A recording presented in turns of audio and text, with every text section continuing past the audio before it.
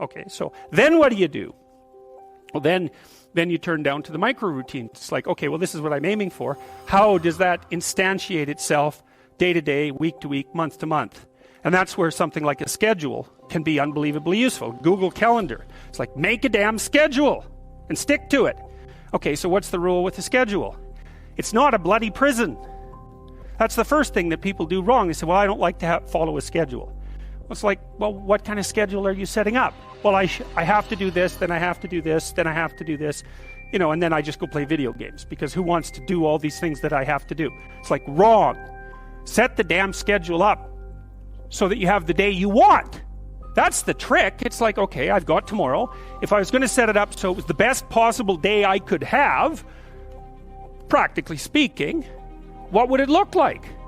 Well, then you schedule that. And obviously there's a bit of responsibility that's going to go along with that, because if you have any sense, one of the things that you're going to insist upon is that at the end of the day, you're not in worse shape than you were than at the beginning of the day, right? Because that's a stupid day.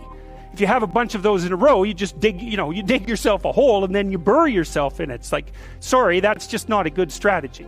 It's a bad strategy. So maybe 20% of your day has to be responsibility and obligation, or maybe it's more than that, depending on how far behind you are. But even that, you can ask yourself, okay, well, I've got these responsibilities. I have to schedule the damn things in. What's the right ratio of responsibility to reward? And you can ask yourself that, just like you'd negotiate with someone who is working for you. It's like, okay, you got to work tomorrow. Okay, so I want you to work tomorrow. And you might say, okay, well, what are you going to do for me that makes it likely that I'll work for you? Well, you could ask yourself that, So maybe you do an hour of responsibility and then you play a video game for 15 minutes. I don't know, whatever turns your crank, man. But, you have to negotiate with yourself and not tyrannize yourself. Like you're negotiating with someone that you care for, that you would like to be productive and have a good life. And that's how you make the schedule. It's like, and then you look at the day and you think, well, if I had that day, that'd be good. Great.